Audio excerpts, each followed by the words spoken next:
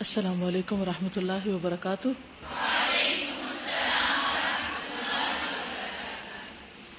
نحمده ونصلی علی رسولہ الکریم، اما بعد فاعوذ باللہ من الشیطان الرجیم، بسم اللہ الرحمن الرحیم، رب اشرح لی صدری ویسر لی امری واحلل عقدۃ من لسانی یفقہوا قولی۔ الجنہ والجنۃ حق، اور جنت بھی حق ہے، سچ ہے، حقیقی دنیا ہے، وہ بھی ایک گھر ہے۔ وَإِنَّ الدَّارَ الْآخِرَةَ لَهِيَ الْحَيَوَانُ، اور نبی صلی اللہ علیہ وسلم نے فرمایا تھا کہ لا خیر الا خیر الآخرہ، کہ خیر اور بھلائی تو بس آخرت ہی کی بھلائی، خوشی اور راحت اور سکون اور سلامتی تو جنت ہی میں ہے۔ لیکن وہ کیسی ہے؟ فرمایا کہ وہ ایسی ہے کہ جسے نہ کسی آنکھ نے دیکھا اور نہ کسی کان نے سنا اور نہ ہی کسی انسان کے دل پر اس کا خیال گزرا۔ یہ اللہ نے ذخیرہ کیا ہوا ہے، اور کیا شان ہے ان کی جن کی اللہ نے تمہیں اطلاع دے رکھی ہے۔ یعنی ہم نے ان کو دیکھا نہیں، لیکن اللہ نے ان کے بارے میں ہمیں انفارم کیا ہے، اللہ نے ان کی خبر دی۔ یہ بات اتنی امپورٹنٹ کیوں ہے؟ اس لیے کہ کبھی بھی کسی بات کی سچائی، اوتھینٹسٹی، اس کی اہمیت، امپورٹنس کو اس اعتبار سے بھی دیکھا جاتا ہے کہ بتانے والا کون ہے۔ ویسے کسی عام انسان کی بات ہو تو ہم کہتے ہیں اچھا ہاں ٹھیک ہے، لیکن اگر کوئی کہے اللہ کے رسول صلی اللہ علیہ وسلم نے فرمایا تو ہم اور زیادہ توجہ کرنے لگتے ہیں، اچھا کیا فرمایا؟ اور اگر کہا جائے کہ اللہ سبحانہ و تعالیٰ نے فرمایا تو ہماری توجہ اور دلچسپی اور زیادہ بڑھ جاتی، اور یہ دلچسپی اور توجہ اسی اعتبار سے بڑھتی ہے جتنا ہمارا ایمان ہوتا ہے۔ اس بات کو آپ اتنے شوق اور توجہ سے سنتے ہیں اور اس کے لیے ہر قسم کی ایفرٹ لگاتے ہیں۔ پھر آپ کلاس میں پیچھے کہیں ٹیک لگا کے نہیں بیٹھ سکتے، پچھلی صفوں پہ بیٹھنا اچھا نہیں لگتا، کیونکہ اللہ رسول کی باتیں بتائی جا رہی ہیں، مجھے تو سب سے آگے بیٹھنا ہے۔ اور اگر دلچسپی نہ ہو اللہ رسول سے تو پھر ان کی باتوں سے بھی نہیں ہوتی، پھر ہم سمجھتے ہیں بس ٹھیک ہے، اتنا ہی جان لینا کافی۔ لیکن مومن کا دل کبھی بھی نہیں بھرتا خیر کی باتوں سے، کبھی بھی نہیں بھرتا۔ وہ جتنا بھی سیکھ لے وہ سوچتا ہے کہ ابھی کافی نہیں، مجھے ابھی اور بھی جاننا ہے، شاید کوئی ایسی بات ہو جو میرے دل کی حالت بدل دے، کیونکہ ہر بات کا اپنا الگ ایک اثر ہوتا ہے، ہر بات کے بعد ہمارے اوپر ایک اور طرح کے اثرات ہوتے ہیں۔ تو کبھی بھی ہم یہ نہیں سوچ سکتے کہ بس یہ سن لیا اور اتنا ہی کافی ہو گیا۔ اور پھر کیا شان ہے ان کی جن کی اللہ نے تمہیں اطلاع دے رکھی، ان کی اہمیت دیکھو اور بتانے والے کی شان دیکھو، اور پھر اس بات کو سمجھو کہ جنت کیا ہے۔ ابراہیم علیہ السلام کا امت محمد صلی اللہ علیہ وسلم کو جنت کی ترغیب دینا۔ عبداللہ بن مسعود سے روایت ہے، رسول اللہ صلی اللہ علیہ وسلم نے فرمایا، جس رات مجھے معراج کرائی گئی میری ملاقات حضرت ابراہیم سے ہوئی۔ انہوں نے کہا، اے محمد، اپنی امت کو میری طرف سے سلام پیش کرنا اور انہیں بتانا کہ جنت کی مٹی پاکیزہ اور عمدہ ہے، اس کا پانی میٹھا ہے، اور وہ ایک چٹیل میدان ہے، اور سبحان اللہ اور الحمدللہ اور لا الہ الا اللہ واللہ اکبر کہنا، وہاں درخت لگانا ہے۔ یعنی جتنا زیادہ ذکر کرو گے اتنی زیادہ گرینری ہوگی۔ زمین پر جنت کی 3 چیزیں ہیں۔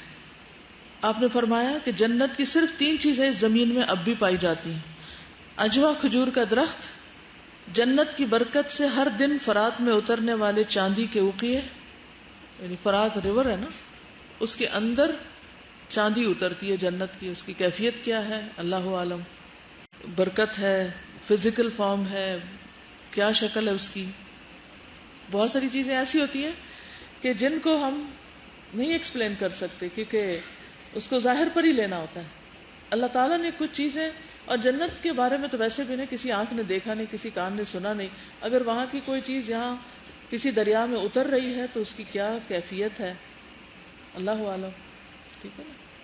اور وہ گولڈ کا جو پہاڑ ہوگا وہ نکلے گا فرات سے، جو قیامت کی نشانیاں پڑی تھی۔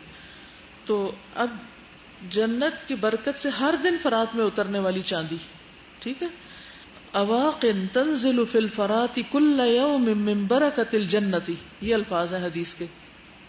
پھر جنت کا خزانہ، نبی صلی اللہ علیہ وسلم نے ابو موسیٰ اشعری سے فرمایا، کیا میں تمہیں ایسا کلمہ نہ بتا دوں جو جنت کا خزانہ ہے؟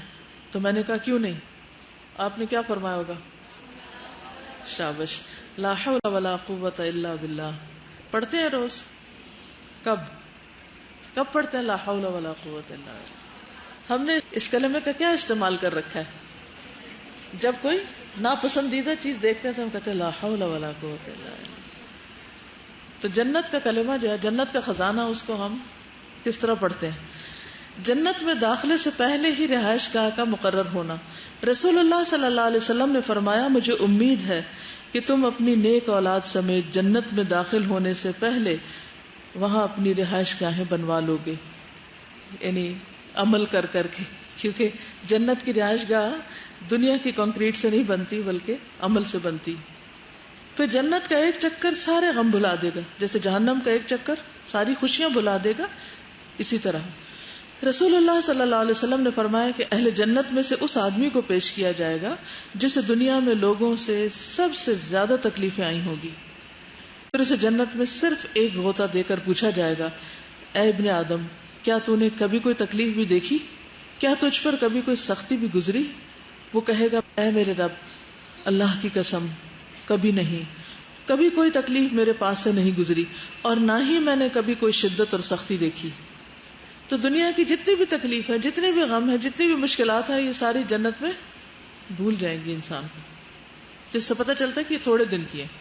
اچھا، دنیا میں کیا ہوتا ہے کہ انسان کو خوشیاں مل بھی جائے نا تو پھر بھی پچھلے غم نہیں بھولتے. ایسے ہوتا ہے نا، خوشی کے موقع پر بھی لوگ آہیں بھر رہے ہوتے ہیں، ہنس رہے ہوتے ہیں، پھر تھوڑی دیر کے بعد ایک ٹھنڈی آہ بھرتے ہیں، کوئی پچھلا غم یاد آ جاتا ہے. لیکن جنت میں ایسا نہیں ہوگا. جنت کی جو خوشیاں ہوں گی وہ دائمی ہوں گی اور اس میں ماضی کا کوئی غم نہیں ہوگا. پھر یہ کہ کفار پر جنت حرام ہے. بخاری میں آتا ہے انی حرمت الجنت علی الکافرین، میں نے جنت کافروں پر حرام کر دی.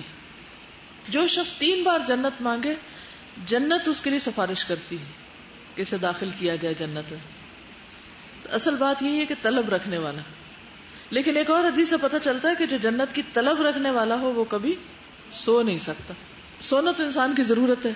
اس حدیث کا یہ مطلب نہیں کہ اسے سونا نہیں چاہیے، کبھی غافل نہیں ہو سکتا. پلس یہ کہ بس ضرورت کی نیند سوتا ہے، نیند اس کا مطلوب و مقصود نہیں ہوتی.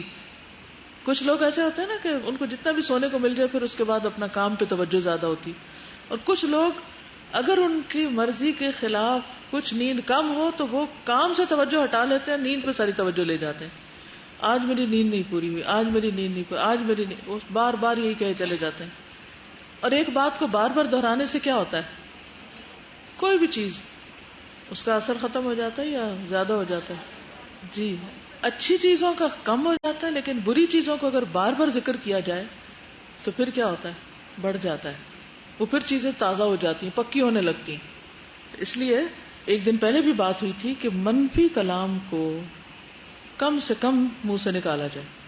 ویسے بھی یہ ہے کہ انسان کے زبان سے جو کچھ نکلتا لکھا جاتا ہے. مثلا جیسے وسوسے کے بارے میں آپ نے فرمایا کہ اللہ تعالیٰ نے امت سے تجاوز کیا ہے، درگزر کیا ہے اگر ان کے دل میں کوئی وسوسہ آ جاتا ہے. ہر انسان کے دل میں آتے ہیں، ٹھیک ہے، لیکن شرط کیا ہے؟ ما لم تتحدث بھی، جب تک انسان اس کو بول کے نہیں کہتا. اگر وسوسے کو بولنا شروع کر دیں تو وہ عمل بن جاتا ہے، وہ لکھا جانے لگتا ہے، پھر اس پہ پکڑ ہو سکتی. لیکن اگر بولیں گے نہیں پھر نہیں لکھا جائے گا. بولنے سے کیوں منع کیا گیا؟ مثلا آپ کو اگر وہ وسوسہ آیا اللہ کے بارے میں، رسول کے بارے میں، آخرت کے بارے میں، تو اگر آپ اس کو بولتے ہیں تو اس کا نقصان کیا ہوگا؟ ایک تو لکھ لیا جائے گا اور وہ آپ کا عمل بن جائے گا، دوسرے کو وائرس ٹرانسفر ہو جائے گا. یعنی وہ ایک ایسی چیز ہے جیسے بجلی کے کرنٹ کو اگر آپ چھوئیں گے نا تو آپ کو بھی لگ جائے گا. کہتے ہیں نا کہ واچ یور تھاٹس اور پھر واچ یور ورڈز یا ایکسپریشن.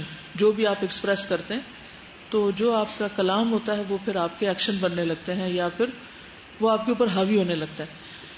تو اسی طرح جیسے اگر کسی سے آپ کو شکایت ہے، بہن سے، بھائی سے، شوہر سے، مثلا اگر آپ اس کو تھوڑا دیر انالائز کر لیں، اس کے اوپر غور و فکر کر لیں، اس کو تھوڑی دیر ہولڈ کر لیں، اپنے آپ کو کسی اچھے کام میں مصروف کریں، تو آپ دیکھیں گے کہ اس کی انٹینسٹی کم ہوتے ہوتے تھوڑی رہ جائے گی. اور پھر اگر آپ ذکر کریں گے تو زیادہ بہتر طور پہ کریں گے. لیکن اگر آپ غصے میں آئے اور آپ نے فوراً ہی شروع کر دیا تو وہ جو کچھ آپ کہہ چکیں گے اس پہ ضرور ندامت ہوگی آپ کو. ٹھیک ہے نا؟ تو جو منفی کلام ہے یا منفی گفتگو ہے یا منفی باتیں ہیں ان کا ذکر کم کرنا چاہیے. اب پھر انسان سوچتا ہے کہ کیا میں اس کو اپنے دل میں ہی رکھوں اور میں اکیلا ہی بوجھ اٹھاؤں.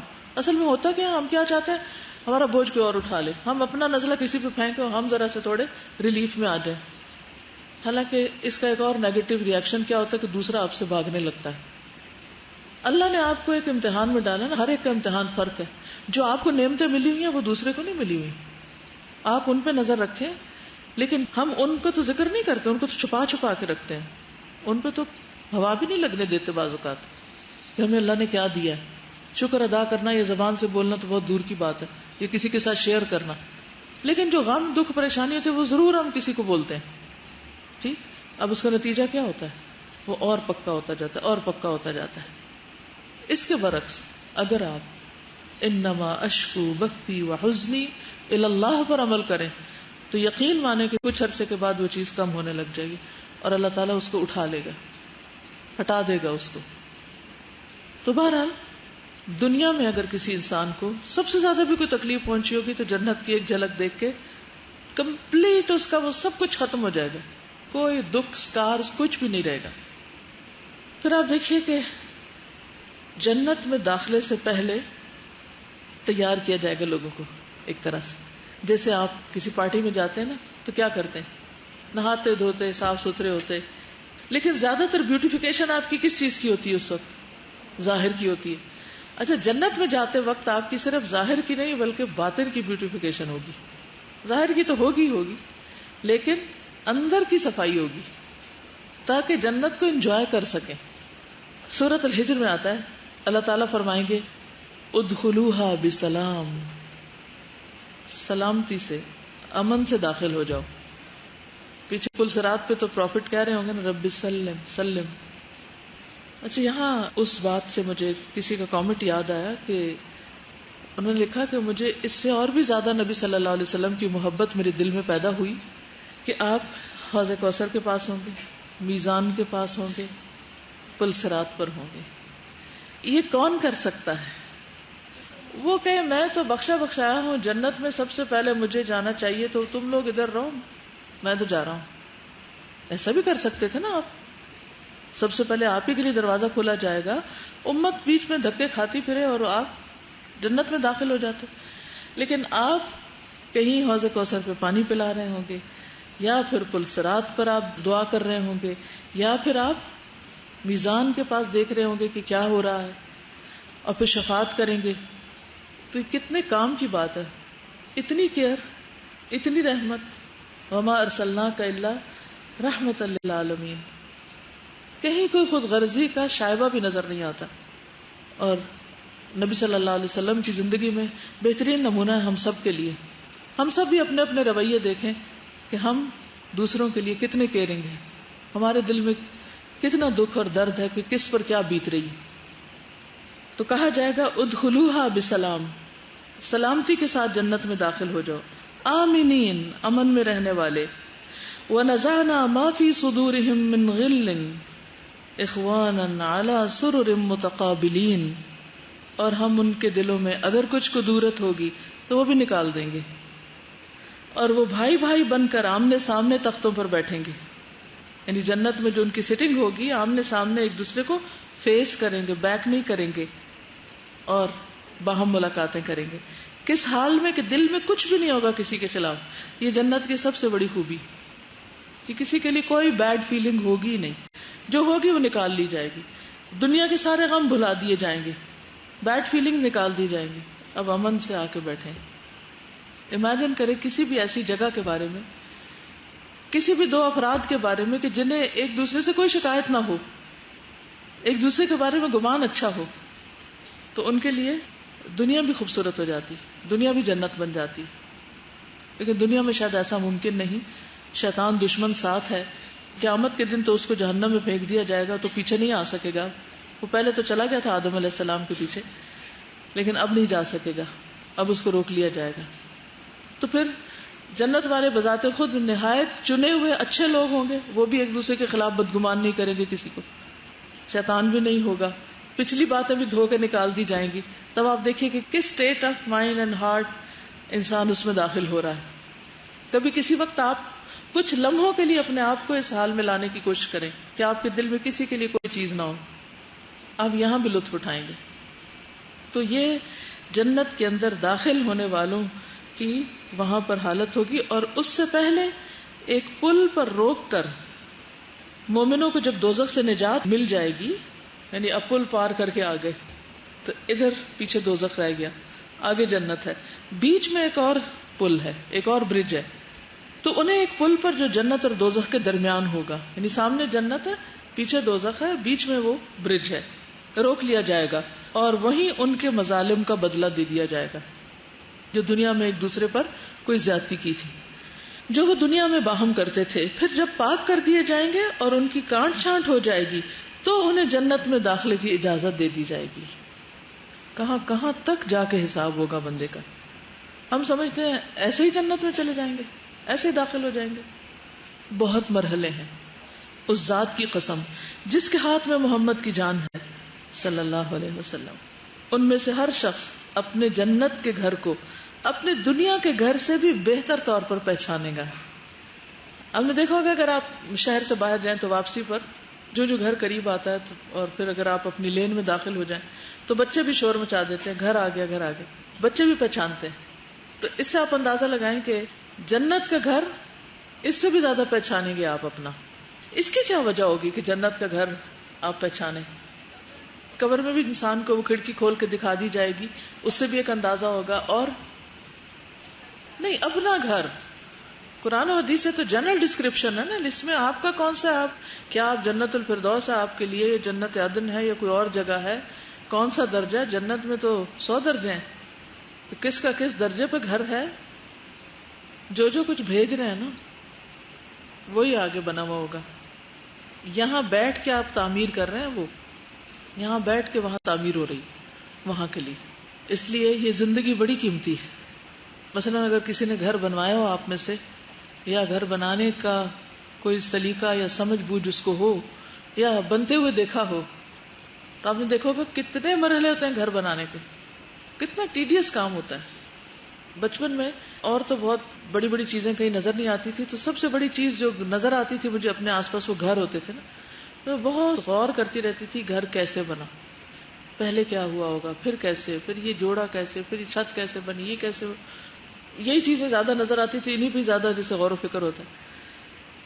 تو پھر جب کہیں کوئی مزدور یا مستری لگے ہوتے تھے تو میں ضرور رک کے دیکھتی تھی کہ یہ کر کیا رہے ہیں، بہت دلچسپی کے ساتھ کیسے بنا رہے. ایک ایک اینٹ رکھ رہے ہیں، ایک اینٹ رکھیں گے تو کتنی دیر لگے گی، اس کو جلدی سے نہیں بنے گا. تو گھر اسی طرح بنتے ہیں، ایک ایک اینٹ رکھی جاتی ہے اور ایک ایک چیز ناپی تولی جاتی ہے جو صحیح والے گھر بنتے ہیں. ورنہ تو آپ کہیں بھی کچھ چڑھا دیں، نہیں جائے گا کچھ. تو اب یہ آپ پر ڈیپینڈ کرتا ہے کہ روز آپ کتنی تعمیر کر لیتے ہیں، کتنا حصہ بنوا لیتے ہیں اور کیا کیا لگواتے ہیں. سونے کی اینٹیں لگواتے ہیں، چاندی کے لگواتے ہیں، کون سا مٹیریل، کیونکہ ہر گھر بنوانے والے کی اپنی وہ ایک چوائس ہوتی ہے کہ اس نے لگوانا کیا ہے، کس کوالٹی کی چیزیں لگوانی ہے. اور پھر ایک اور بات یہ کہ جا کے تم پہچان لو گے، نیا نہیں لگے گا. ورنہ ہوتا ہی ہے نا، آپ دوسرے شہر میں جاتے ہیں، کسی ریسٹ ہاؤس میں، گیسٹ ہاؤس میں جا کے آپ اترتے ہیں تو ایک دن ضرور لگتا ہے ایڈجسٹمنٹ میں. کیونکہ میں نے جتنی بھی ٹریولنگ کی ہے نا، تو پہلا دن جا کے ذرا انکمفرٹیبل ہوتا ہے، کتنا بھی اچھا ٹھکانا ہو ایک دن بہت انکمفرٹیبل ہوتا ہے.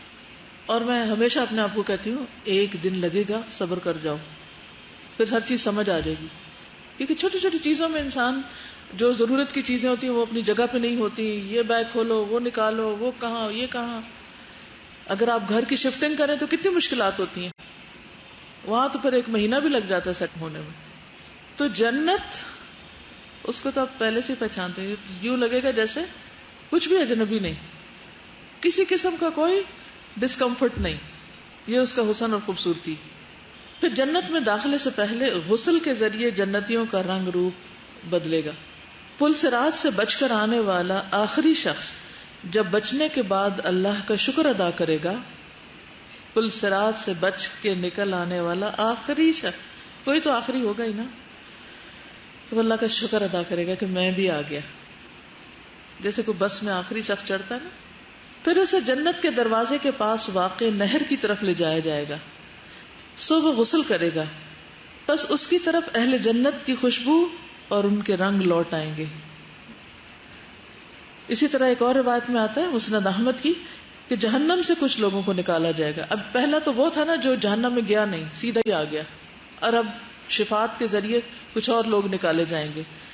پھر انہیں نہر حیات میں غوطہ دیا جائے گا.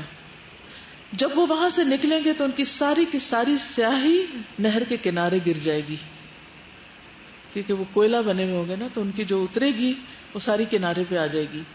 اور وہ ککڑیوں کی طرح چمکتے ہوئے نکلیں گے، جیسے وہ کیوکمبرز ہوتے ہیں نا، تو ان کو دھو کے جب وہ لائے جاتے ہیں باغ سے یا فصل سے، پھر ان کو ڈبو کے دھو کے. کبھی دھلی ہوئی سبزیاں دیکھی ہیں آپ نے نہروں کے کنارے پڑی ہوتی ہیں، تو ان ککڑیوں کے اوپر ایک چمک سی ہوتی ہے، یعنی دوبارہ جب وہ بنیں گے تو ایک چمک سی ان کے اوپر آ جائے گی نہر سے جب وہ نکالے جائیں گے. پھر جنت کے رہائشی سٹیزنز آف جنہ، امت محمد صلی اللہ علیہ وسلم کی جنت میں کثرت ہوگی. یعنی وہاں کے سٹیزنز میں میجورٹی کس پر مشتمل ہوگی؟ امت محمد صلی اللہ علیہ وسلم پر. رسول اللہ صلی اللہ علیہ وسلم نے فرمایا، اس ذات کی قسم جس کے ہاتھ میں میری جان ہے، مجھے امید ہے کہ تم تمام جنت والوں کے 1/4 ہوگے، 1/4. ہم نے اللہ اکبر کہا. پھر فرمایا، مجھے امید ہے کہ تم تمام جنت والوں کا 1/3 1/3 ہوگے.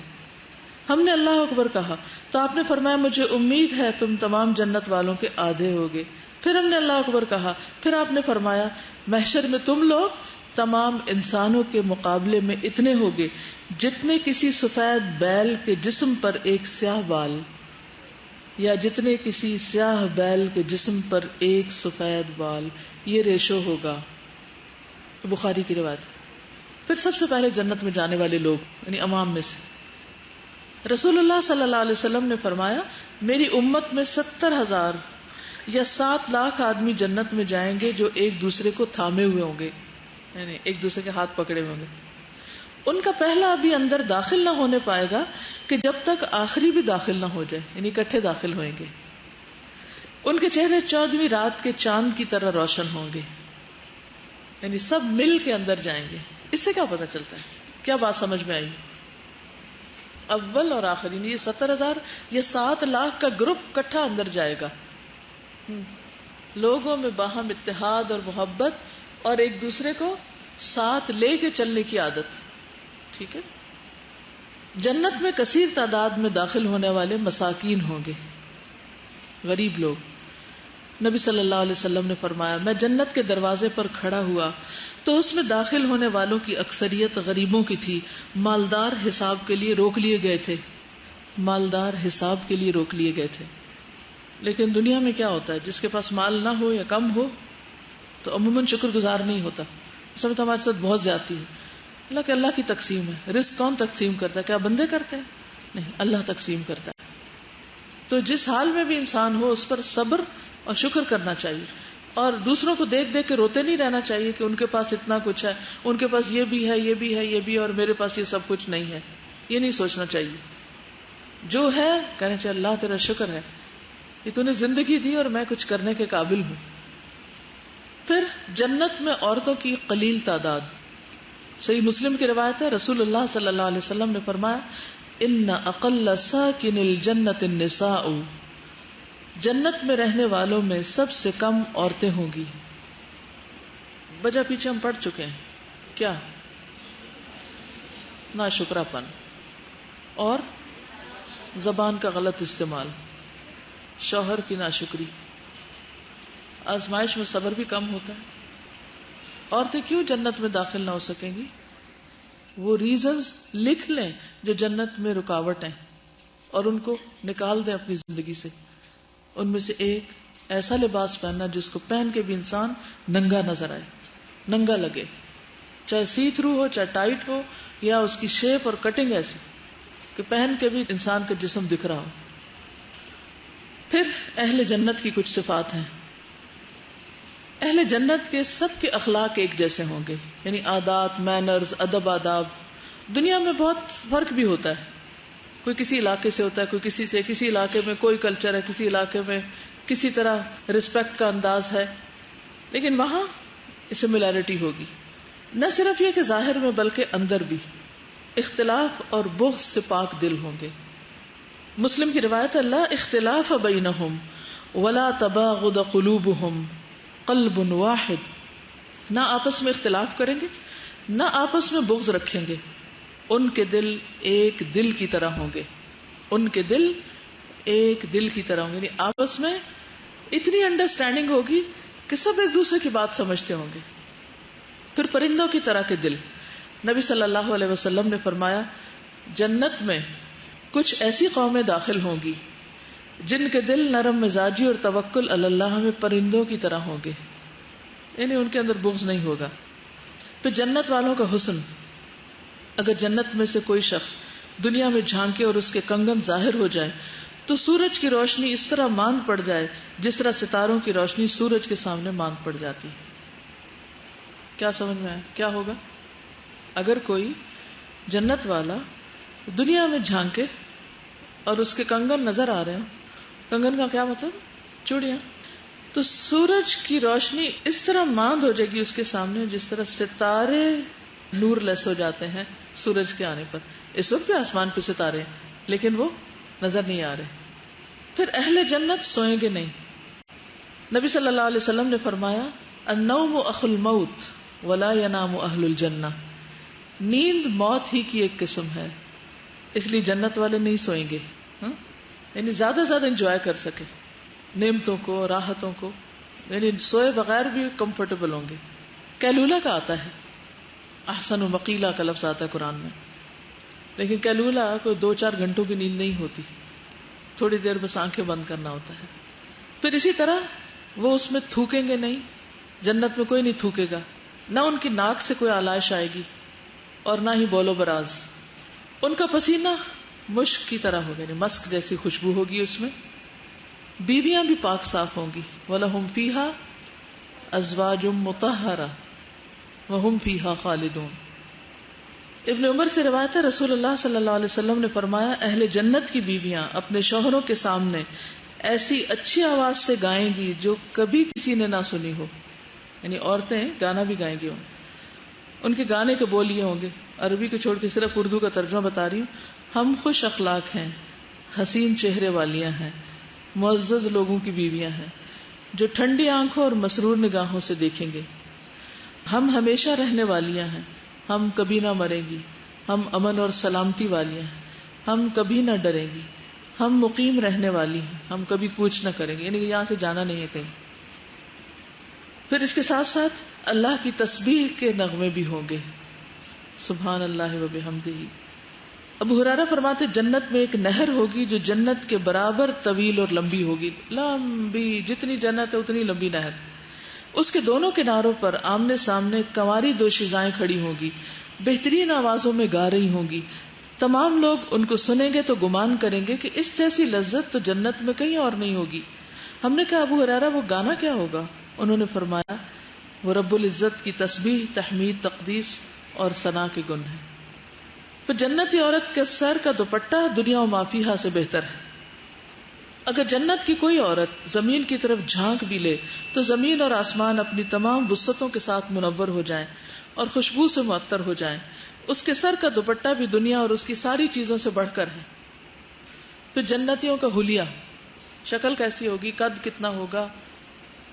رسول اللہ صلی اللہ علیہ وسلم نے فرمایا، آدمی اپنی تخلیق کی تکمیل سے پہلے یعنی نامکمل مر جائے یا انتہائی رسیدہ عمر رسیدہ ہو کر، بوڑھا ہو کر، دونوں صورتوں میں. اور لوگ ان دو عمروں کے درمیان ہی ہوتے ہیں. یعنی ایک ماں کے پیٹ میں ہی مر گیا، ابھی پورا بنا بھی نہیں تھا، اور ایک بالکل بوڑھا ہو کر. لیکن جنت میں ان کو 30 سال کی عمر کا بنا کر اٹھایا جائے گا. جو چھوٹے مریں گے وہ بھی بڑے ہو جائیں گے، جو بڑے ہوں گے وہ بھی چھوٹے ہو جائیں گے. 30 ایئرز کے اراؤنڈ. اگر وہ جنتی ہوا تو آدم علیہ السلام کی ساخت، یوسف علیہ السلام کی صورت اور ایوب علیہ السلام کے دل کی طرح ہوں گے. ایوب علیہ السلام کا دل کیسا تھا؟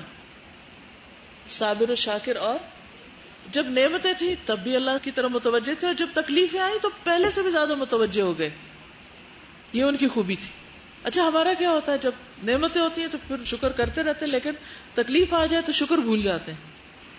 60 ہاتھ لمبا قد، بہت اونچے لمبے ہوں گے جنتی. جیسے جہنم والے بہت موٹے ہوں گے نا، تو جنتی جو ہے وہ لمبے ہوں گے.